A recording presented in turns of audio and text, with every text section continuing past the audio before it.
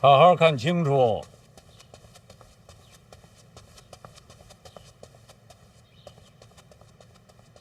都看清喽。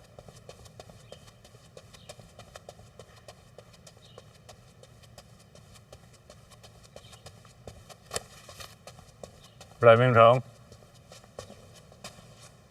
臣在。你参的什么呀？参协律郎范闲收受贿赂，骄横枉法。范闲，臣在。你认罪吗？臣无罪可认。所谓收受贿赂、骄横枉法，臣不知从何说起。赖明成，检书司贿赂监察院一处，范闲当众受贿，人证众多，绝无虚假。认吗？哪有受贿？臣冤枉。范闲，人证证词皆在此，你还抵赖？确实没有，这怎么承认呢？陛下，臣恳请人证。不用这么麻烦。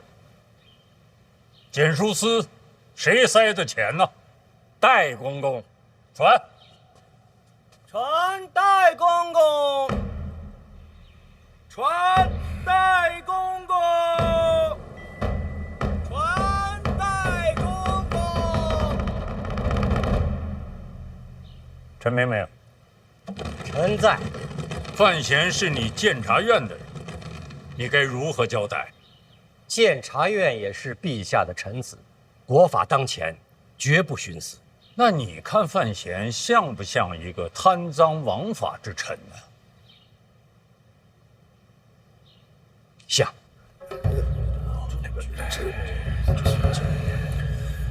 不瞒陛下，臣主持监察院以来，看谁都像是不法之徒。这说的什么话？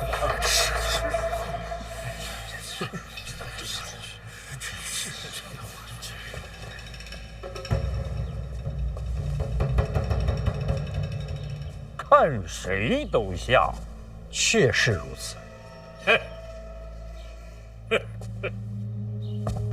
让朕来看看。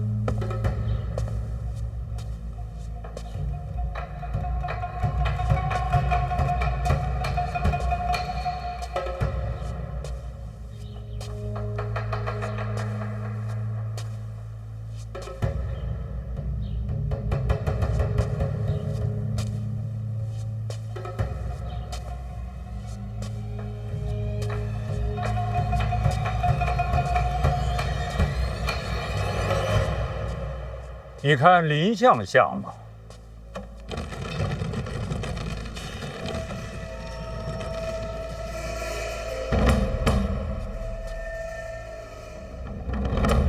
更像。林相怎么会是不法之徒？都说。陈院长好眼光，老丫鬟话，您多担待。林相，陈院长不过跟你开了个玩笑。臣喜欢玩笑。你们俩都跟范闲太亲近了，说话不算数。秦将军，臣在。你觉得范闲像贪赃枉法之臣吗？陛下，臣只知道带兵打仗，别的一概不懂。不过，臣觉得他不像。为什么？范闲出使北齐，在北齐王城升我大庆战旗，就连我们这些当兵的看着都觉着过瘾。确实，没错，我也听说了。是。这样的风华少年，不像是坏人。多谢秦老将军。我也就是实话实说。听说你小子勾搭北齐圣女，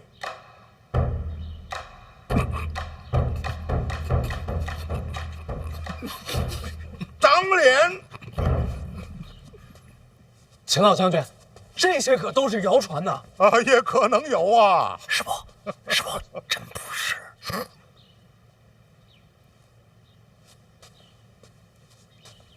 我就是胡说八道，您别往心里去呀。了然。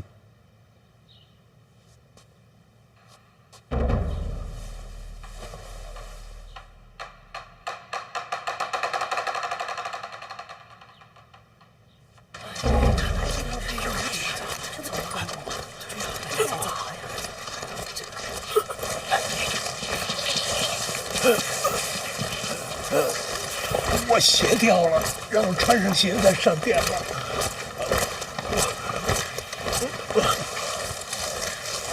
殿前失仪，诸位也会受到牵连。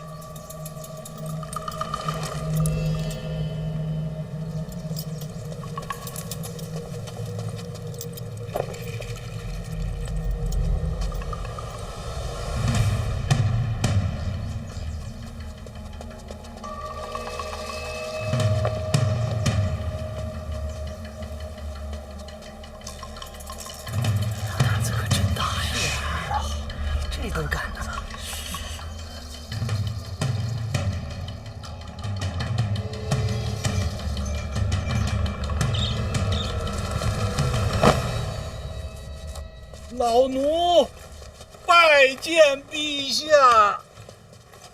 戴明征，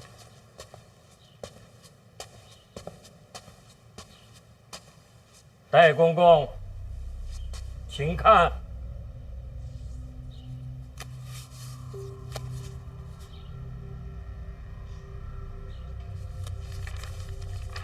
此为证词，监察院一处查封了检书司。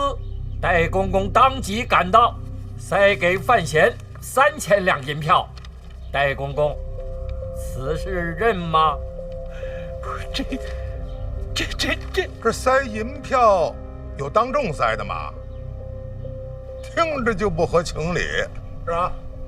他封了信，疯了怎么知道塞的是银票啊？范闲直接拆了，他不仅拆了，而且还报了数额。此事，在场之人皆亲眼所见。收钱收到了这种地步，可见范闲的气焰何其嚣张！看我干什么呀？问你呢？回话。戴公公，铁证如山，你要想清楚。戴公公，穆荒不就是3000两吗？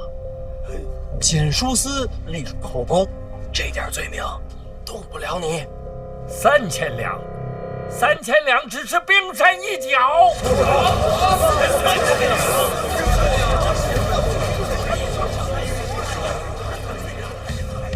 陛下，我督察院近日上下进行细查，也是检书司作恶多端，轻易就查到了罪证。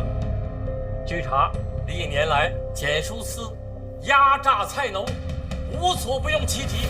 就是这位戴公公，他在城外的私宅就不止1、2处，他还利用菜价设下圈套，好些菜农被逼至卖儿育女，甚至把自己的亲生女儿送进了青楼。如此恶行，天怒人怨，百姓私下里称检书司为血肉司。呸！赖御史倒是慷慨陈词，只是不知这罪证可否扎实啊？证据确凿，请陛下过目。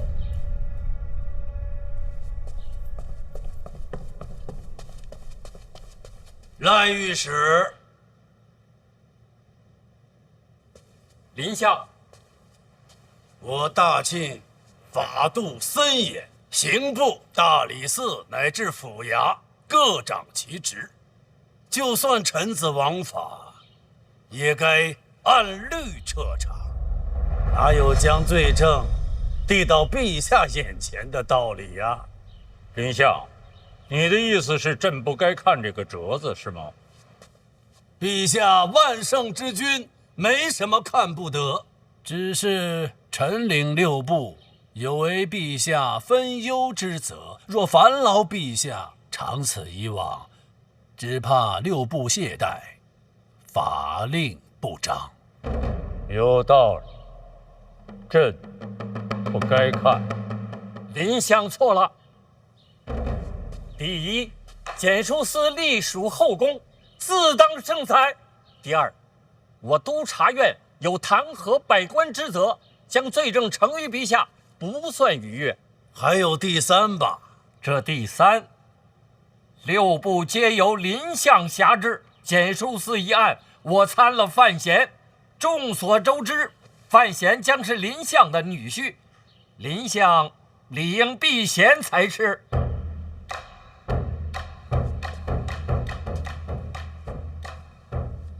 赖御史怕我徇私？人皆有私。林相清正刚直，要说徇私，朕第一个不信。我是第二个。陛下，赖御史言之有理，简书司一案该由陛下圣裁。我可信得过你哦。臣不太敢相信自己了。任明成，臣在。给他自己看看。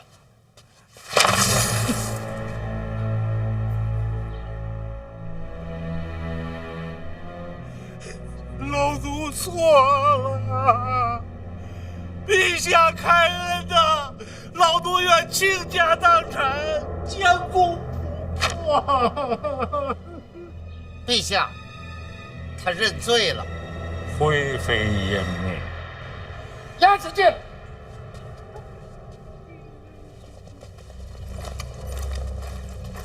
陛下开恩呐！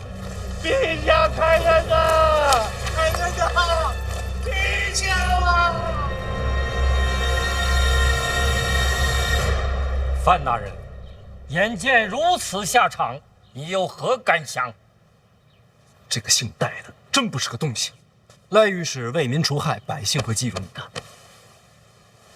到了这一步，你可认罪？我何罪之有啊？你敢说那3000两你没拿？那倒是拿了。这就是认了。哎，等等，赖御史的意思是说，这3000两我拿了，就是受贿。你敢说不是？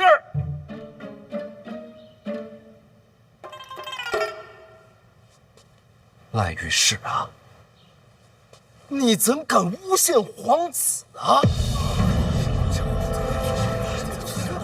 你胡说什么？那天在检书司，我是不是当众收的银票？正是因为如此，才能把铁证坐实。那我问你，殿下是不是也在？殿下也在。殿下是在的。我若有违国法，那事情过去这么多天，殿下因何不参我？赖御史说我收受贿赂，殿下却视若无睹，岂不是殿下与我同流合污了？这构陷皇子，其心可诛。殿下怎么不参呢？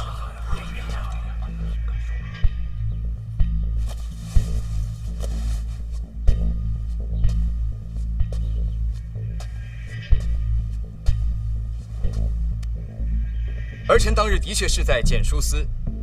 你看到他拿钱了？看见了，正如赖御史所言，收这3000两与国法不容，儿臣本该参范闲一本。那怎么没参呢？因为我相信你。范闲才华经世，入京都不久便有了诗仙之名，更是身担监察院重任，可谓是前途似锦。儿臣想来想去，又不觉得这样的人会为了3000两自毁前程。如若他私下如此，儿臣知道了必定参他一本。可他当众收钱，就有些匪夷所思了。儿臣以为他定是另有所图，因此也就试着再等等，再看看。说得好，殿下方才所说的，正是我想说的。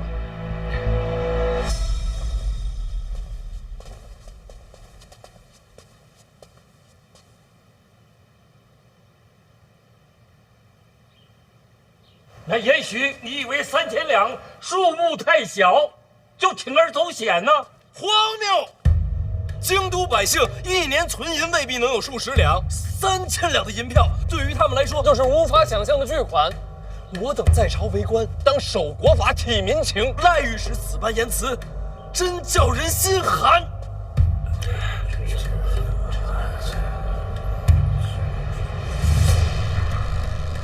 那可是这3000两你收了呀？是啊，你真的拿了？对呀，赖御史钓过鱼吗？没有鱼饵，鱼会上钩吗？你故意收贿赂，是让蹇书司上钩。实不相瞒，蹇书司种种恶行，我也早就看在眼里。为国除奸这想法与赖御史不谋而合，心有灵犀，说的就是咱们俩。你们看，范大人真是巧舌如簧啊！事实就是如此啊。那你说你也在查蹇书司，可有实证？3000两银票一拿到，就转交给陈院长了。要查蹇书司的想法，也和院长说过。当真？当真，这不就成了个误会了吗？本来就是个误会。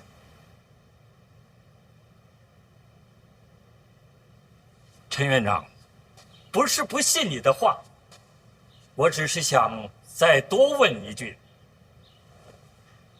范大人，既然你说是误会，当初我等众卿在参你的时候，你为什么不在自辩折上把事情解释清楚？赖大人，哪敢在那上面解释啊？为什么？一个小小的蹇书司怎么会有那么大的胆量？这朝堂之上贪腐之辈可不是1个2个。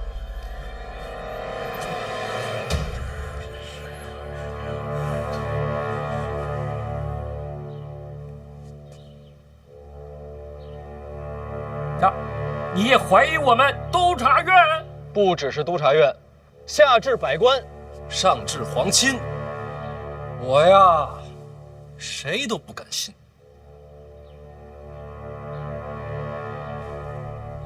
既然是查贪，那3000两银票收了这么久，为什么至今不见下文？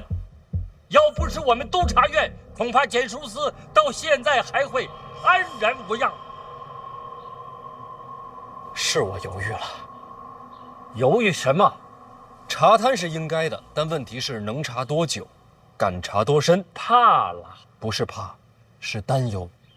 清正吏治是我等为官的根本，我们既受皇恩，怎敢姑息此身？赖御史这话代表自己，还是整个督察院？我督察院上下皆以报国为己任。你们监察院不敢查的，我们督察院敢查；你们监察院害怕的，我们督察院不怕。好气魄，佩服！你听听，你听听，陈明明，老臣惭愧呀。这些年来，监察院确实有所懈怠。你要给朕一个交代。陛下，这段时间，各路府衙查出了一些贪官，有些牵扯狡猾。本来想放一放，今日看来，如此责任应该交到督察院手中。那陈院长这名册是早就准备好的，凑巧赶在今日，就等着这一刻了。督察院若不愿意接，我们监察院也不强送。贪官已经查出来了，剩下的事儿监察院把它办了，不就完了吗？怎么还把差事往外送啊？所以说牵扯极广。监察院也是怕了吧？怕倒不怕，只是费时费力呀。有些官员不在京都，却跟京都往来甚密，甚至和朝内的皇府都有牵连。这个案子如果细查下去的话，旷日持久。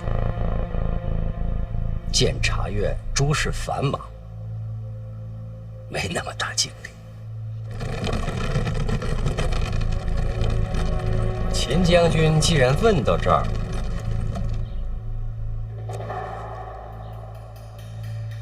是不是要看看这？哎，别，本人不识字，也看不懂，不看。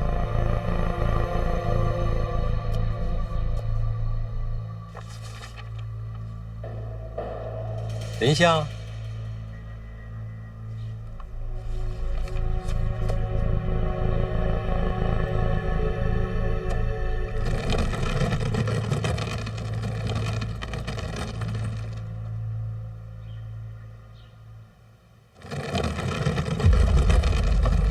无人敢接。陛下，这名册我督察院愿接。为国解忧，岂能退缩？忠勇有加，你还是看清楚再说吧。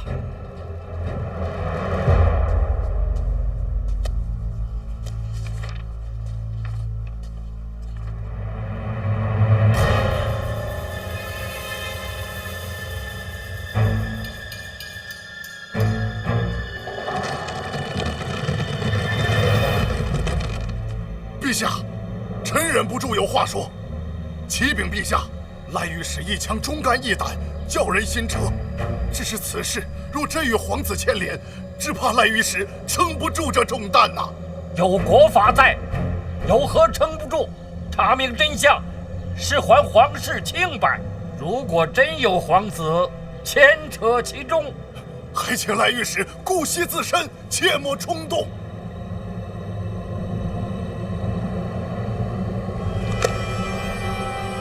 陛下，如果真有皇子牵扯其中，我督察院也要彻查到底。天降御史，不畏宗亲，为我庆国铲除奸佞，清正吏治，此乃庆国之福啊！天降御史，庆国之福啊！陛下，赖御史真乃国之干臣，臣愿收回送给督察院那幅字。你想收回来就收回来吗？臣向督察院低头认错。哎，范闲，在你的思辨者里写着现在奸臣当道，朕想问问你指的是谁呀？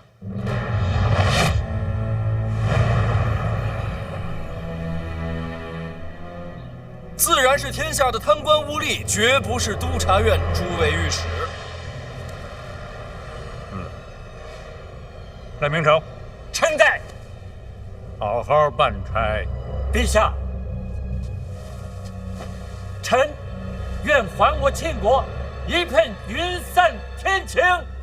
朕很期待。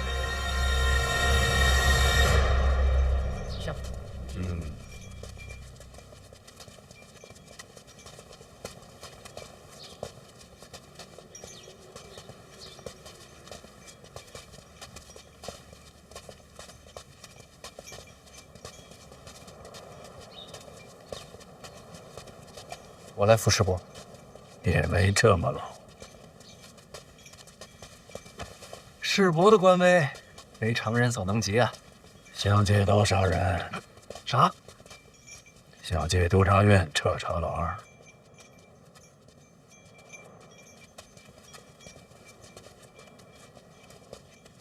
终究是瞒不过世伯。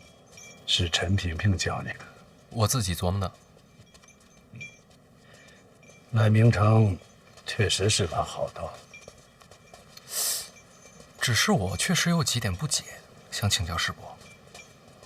方才殿上站出来那几位，并非是我事先的安排。若不是他们在那儿添柴拱火，效果也不至于这么好。想知道他们是谁的人吗？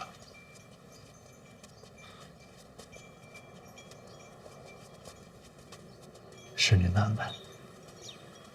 可是您怎么事先知道我要针对老二呢？这么多年的相位，倒也没有白做。这几位站出来，不会牵连到世伯吧？谁说那几个是我的人？不是，那是谁的门下？二哥，二哥怎么办先？太子有何吩咐啊？今日这朝堂可真是热闹。二哥觉得呢？赖御史够硬气。这么多年，这督察院都可有可无的，这些御史也都憋坏了。要不然也不肯接着查贪的差事啊。不过话说回来，查贪终归是好事，只要不是私怨，就是好事。私怨从何说起？莫非今日这贪官名册，二哥猜出来都有谁了？不知道。还是应当自省其身啊！咱们做皇子的，应该注意那些走得近的官员，不能丢了皇室的颜面。你说是吧，二哥？太子这话可真讲究。我也是刚刚有感而发罢了。你看刚刚跳出来那几个说天降御史的，个个慷慨激昂，为官者态度如此鲜明，实属少见啊！这说明什么呀？查贪是民心所向，众望所归。怎么了？佩服。何以见得？对着厨子摔碗，太子这手段犀利。什么厨子？太子教诲，臣定当谨记，一刻也不敢忘。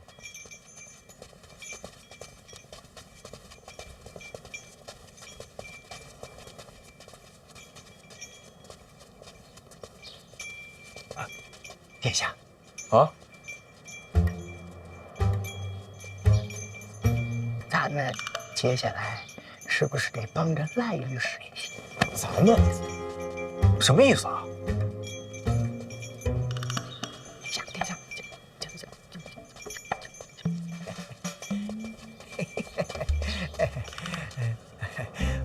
我等隶属太子麾下，自当尽心竭力。等等。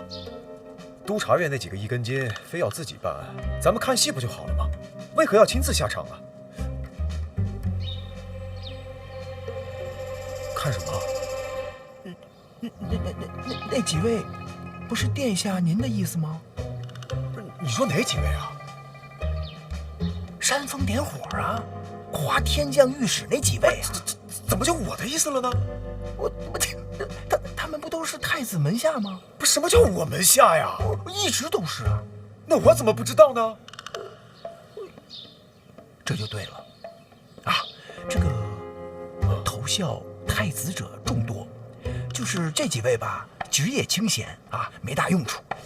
应该还没有机会和殿下见面。那几个真是我门下？千真万确啊！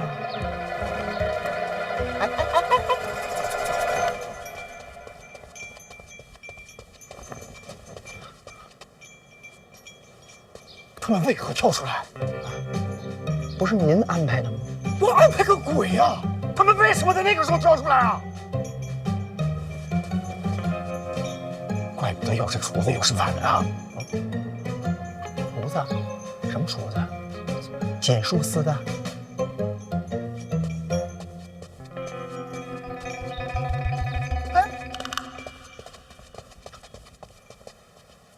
太子门下，听您的调令，倒也不难。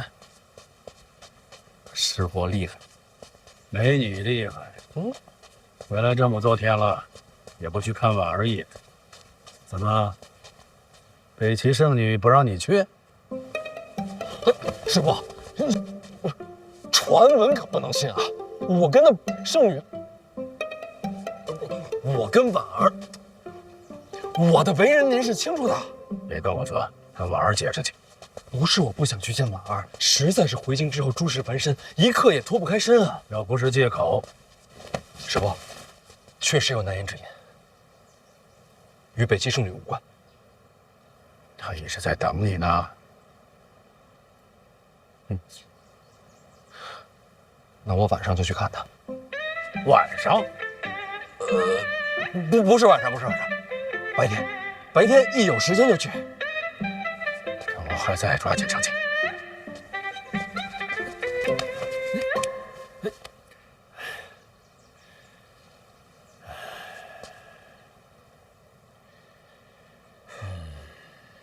吓我一跳，您这身子骨可比我硬朗。世事难料啊。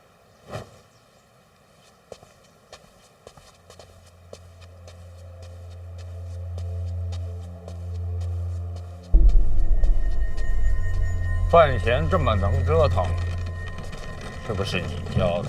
不是，是他自己琢磨的。论他的年纪这般年轻，能有这心思也不错。自从范闲进入京都，没让人失望。你的腿没事吧？站久了腿酸，没事，没关系。以后在殿上专门给你设个座。千万别，臣受不住。范闲进范家祠堂啊，不进也好，就他的性子，先别拜了。进不进祠堂也不要紧，还是姓范。至于闯祸嘛，臣多教他；真惹了事儿，臣给他担着。陛下，你看他就是这个脾气，也就是陛下能体谅的。朕够体谅你们吧？可是谁体谅朕呢？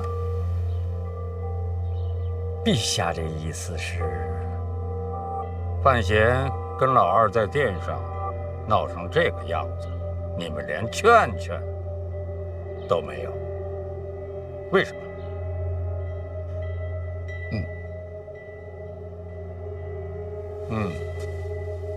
说他走私，可什么实证也没查着，转头又去查贪腐，你们来回帮腔，是查贪腐吗？你们这是在查朕的儿子，真以为我一点亲情都不念吗？我可一句话都没说，都是陈萍萍帮腔。陛下，老臣觉得，如果这个争端起了之后，不如把它闹大。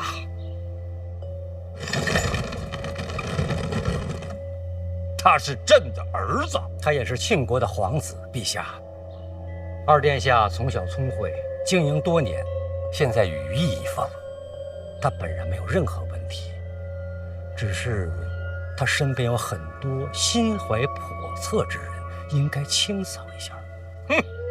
清扫？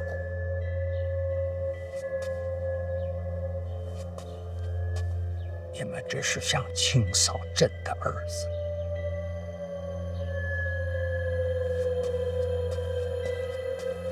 能帮陛下清理门户的只有范闲，怕就怕鸟尽弓藏。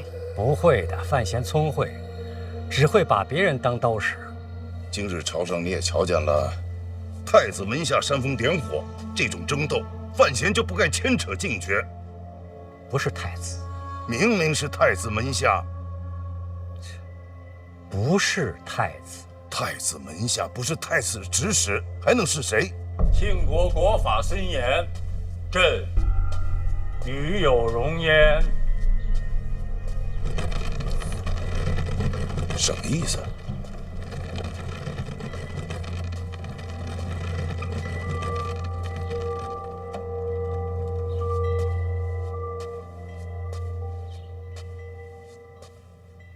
今天在朝上有一句话，陛下很不高兴。哪一句？陛下万圣之君，没什么看不得，只是臣领六部，有为陛下分忧之责。若烦劳陛下，长此以往，只怕六部懈怠，法令不彰。这话没错。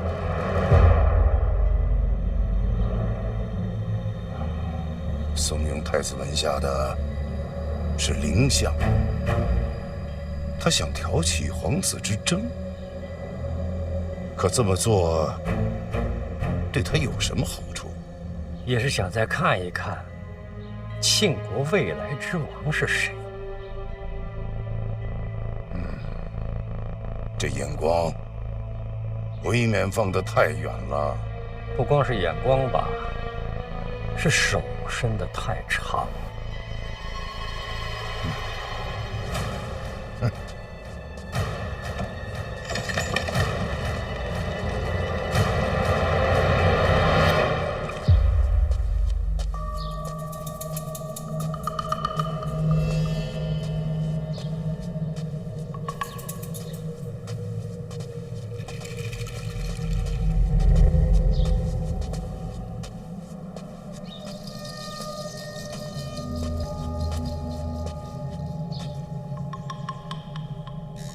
殿上那份贪官名册，真是监察院查出来的？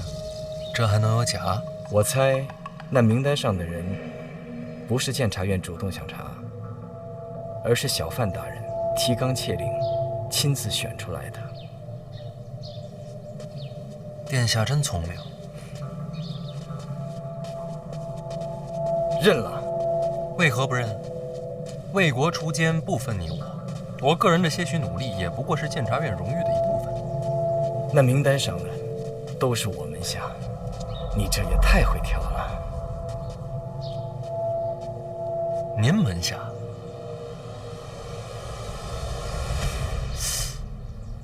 殿下恕罪。您也知道，我在京都时日不长。我斗胆问一句，这6部9寺各道府衙，您个人门下究竟算是隶属哪个部门？什么编制啊？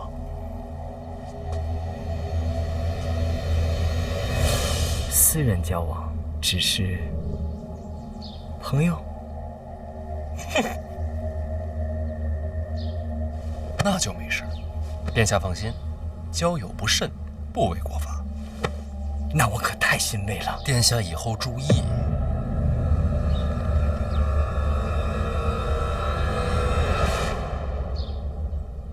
我马车在前面，陪我走一段。没问题。走路嘛，也不违法。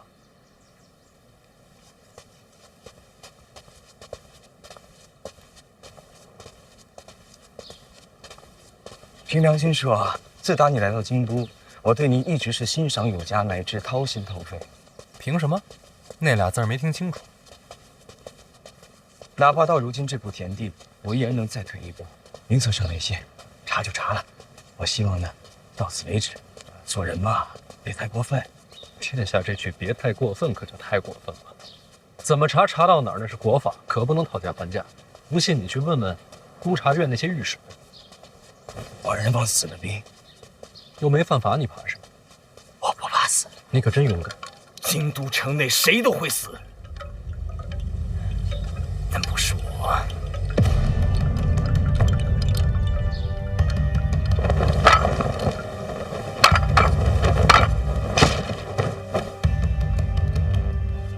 殿下慎言，老活着不死的，可都长了壳。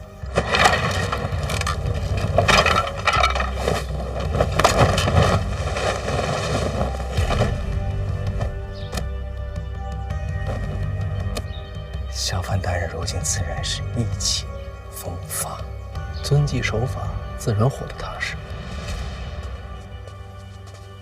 就是在京都待的时间不长，有时候待久了，人脉总会多些。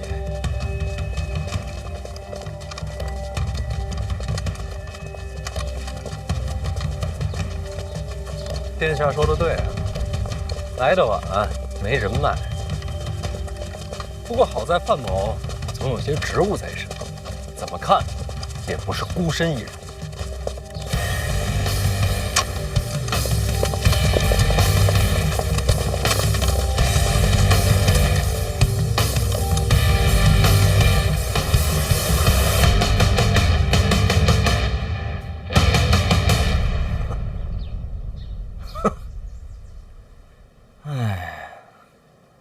我知道你送范死者北上，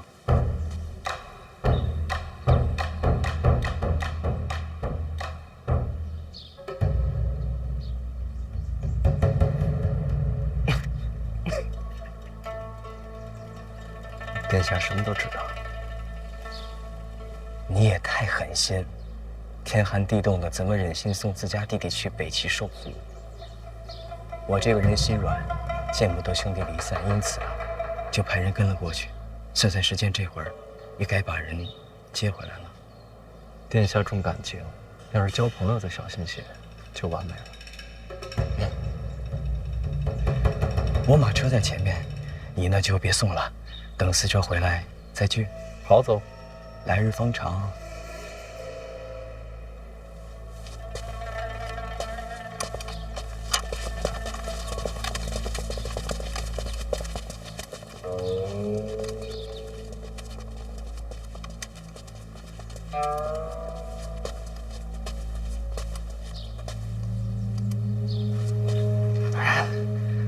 死者傻眼眼，真被他们抓回来，那事儿可就不好办了。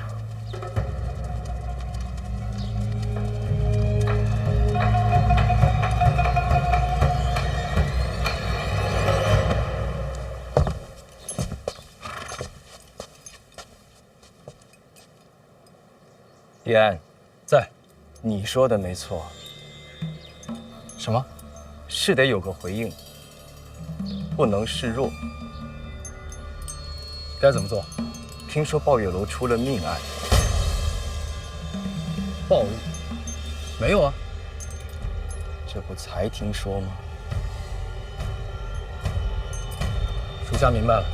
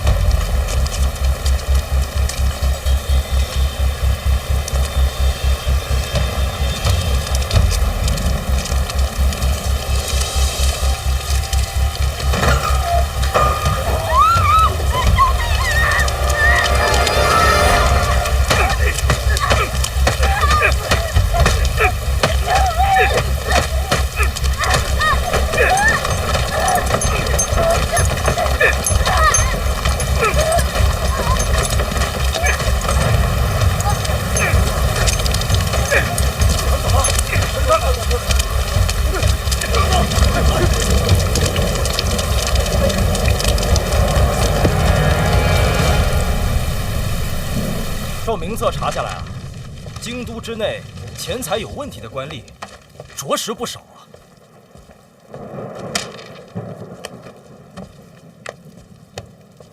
都是洞虫，全都跟上！侦查嘛，现在看这一串查下来，多少都与二殿下有所往来。皇子而已，身为御史，就该有连陛下也敢参的气魄。查，往深里查，要让陛下看看，不光是他们监察院会做事情。出命案了！出命案了！出命案了！哪里？上下青楼，叫抱月楼，有人在门口打死了楼内的一名歌妓。那是京都府的事，与我们无关。抱月楼的管事不见了，但是留了一封信给京都府，说这抱月楼的东家是范思哲。范思哲，范建的儿子，范闲的弟弟。范家开青楼，据说是逼良为娼。那个歌妓，她的死或许就跟这有关系。京都府查了吗？不只是京都府，范闲也亲自去了。范闲，他这是要干扰京都府办案呐！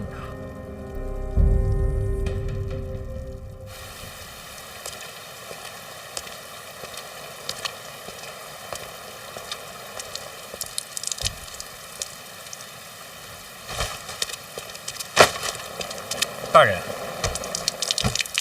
这人就是被活活打死的，周围很多人都看见了，仵作正往这儿赶呢，死因应该不会有偏差。还有，圆梦不见了，京都府正在查。大人，大人，那个圆梦留了封信，说这抱月楼的东家就是范思哲，而且楼里边逼良为娼，时常打骂。这个信一样的，还给京都府送了一份。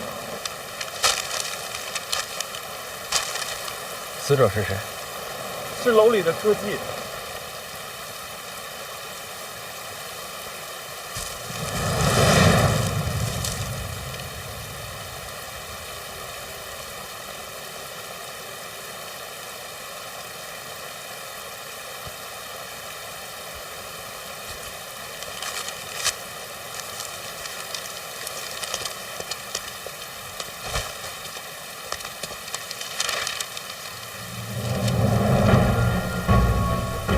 这是金家姑娘，她怎么还在宝玉楼？我不是给她卖身契让她回家吗？大人，但凡这姑娘进了这种地方，她一辈子都要打上青楼的烙印。再说老金头已经没了，这姑娘她哪儿还有家呀？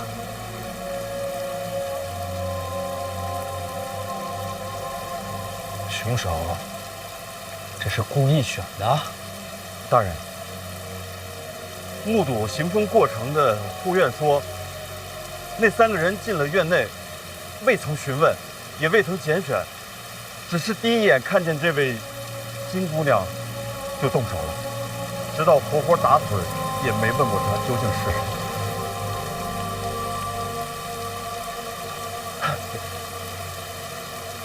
这就是随便挑的。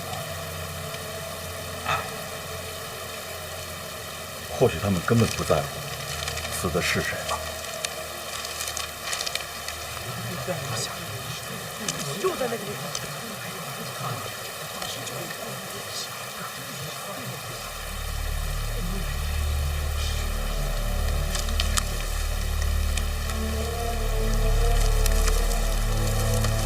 凶手呢？大人，他们行凶之后就离开了，行踪我们正在追查。别让凶手出京都。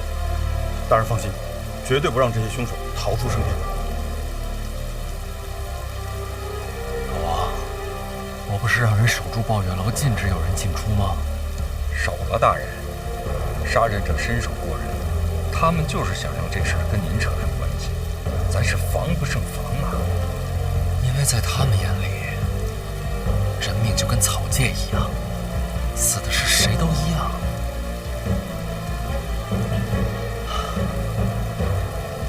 老天都看不下去了。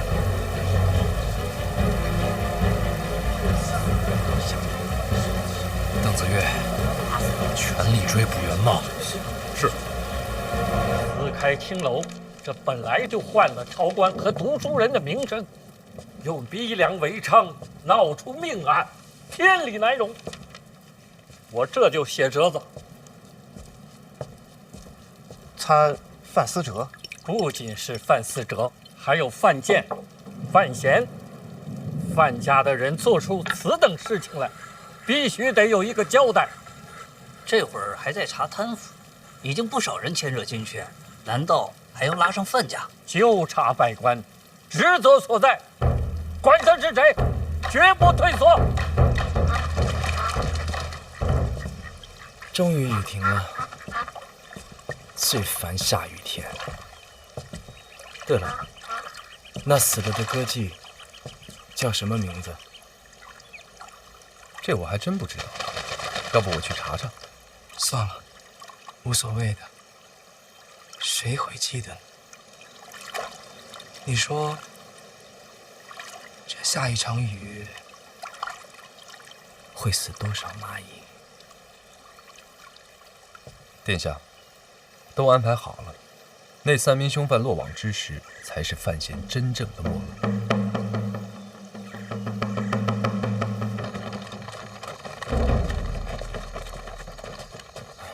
范兄，世子怎么来了？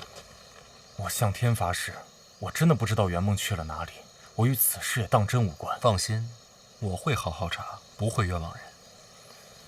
范兄，我知道你在追查此案，能不能麻烦你不要把我和圆梦的关系说出去？毕竟牵连人命，与名声有碍。范兄，你等一下，你也帮我跟若若说一声，自从赐婚之后，我再也没见过圆梦。世子，别再跟着老二了，啊！我不希望有一天亲手拿你。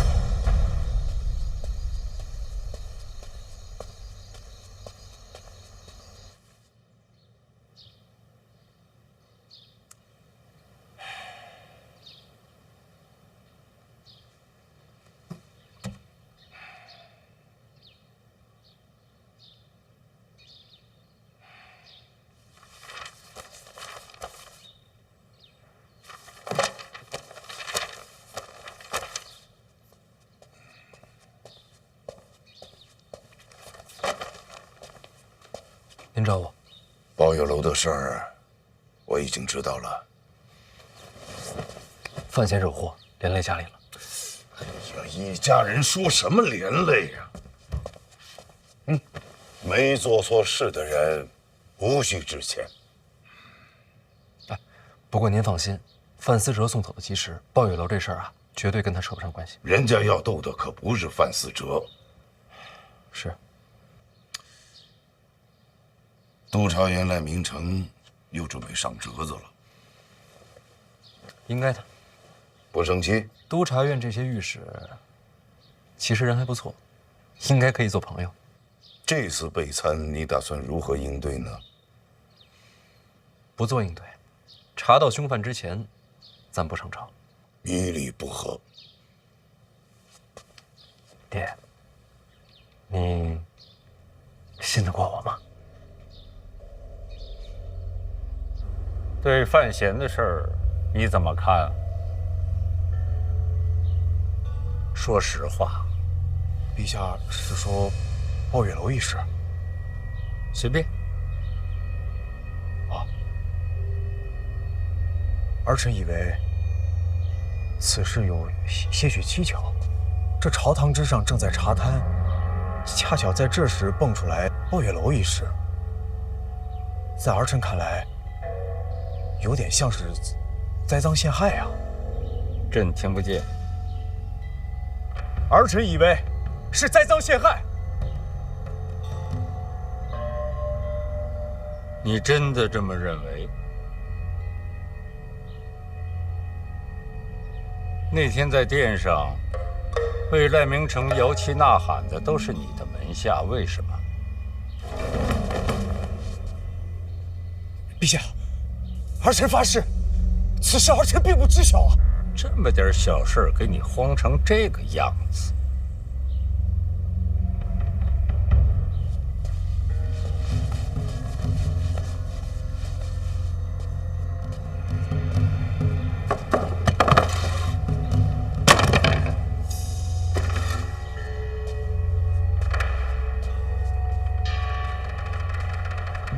来，坐。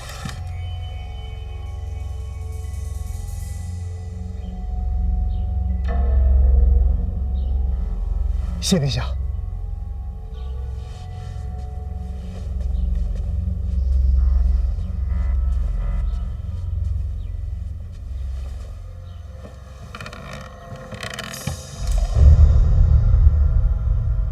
坐稳当了吗？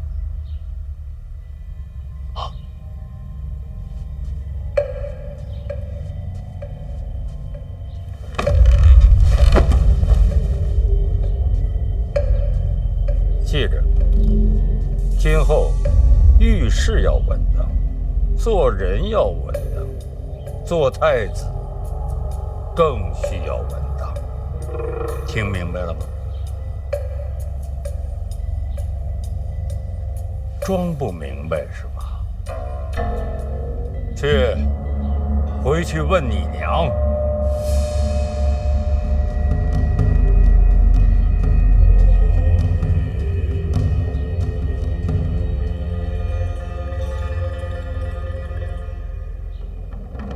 陛下让你来看我。是。但即便陛下不说，儿臣也想来探望母后。其实你来不来看我，陛下根本不在意。在陛下心里，我这个皇后，怕是连模样也记不清了。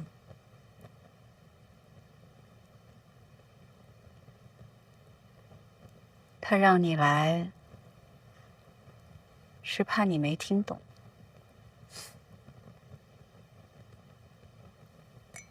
说说吧，他都跟你讲了些什么？这还能说什么？范家父子一起染病，这鬼话谁能相信？是没人信，可人家说了染了病，这不能逼着上朝啊！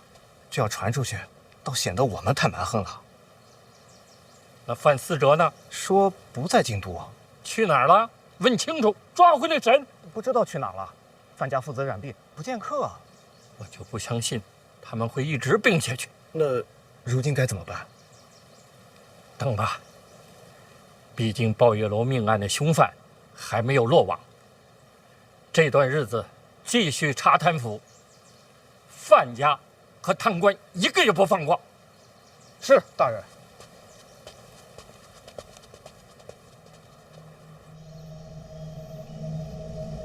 抱月楼的事，民间已经传开了。此时猜疑范家的人确实不少，只是这范闲毕竟有诗仙之名，也有不少人猜测此事另有隐情。会写诗可真好。凶犯是不是应该落网？不急，这么快落网，太刻意。范家这会儿全家高病，不见客不上阵，这事儿总不能一直拖下去。是想拖到抓到凶手吗？可染病了，得治。治病？请太医院最好的太医，走趟范府，给瞧瞧。会不会不见？染病了就不见医，听着有点不太合情理。若是查了无病，那便是欺君。我去办。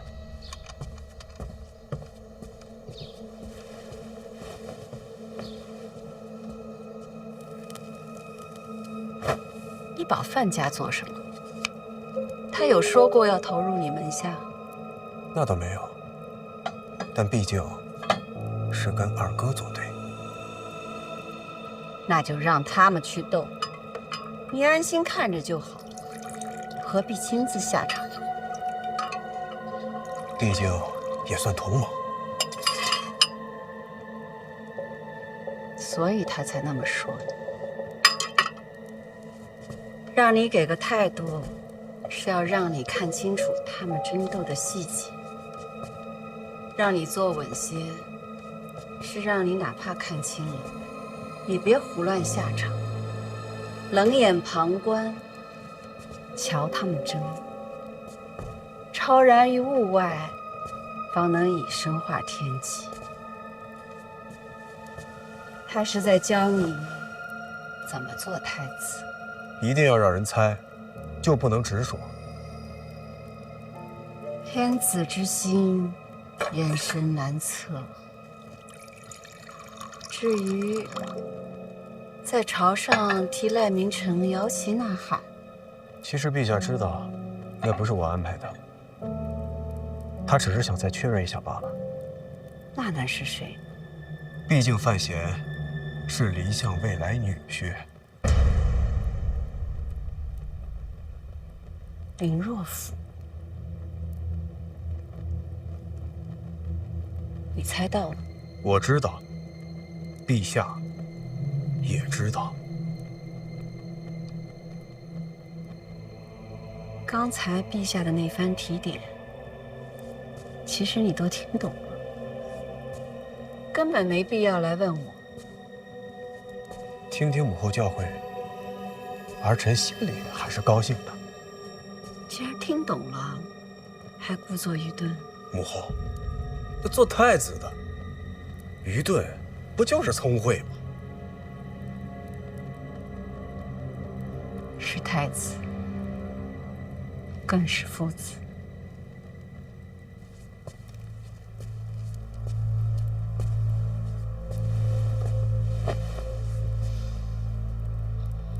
其实你很像他。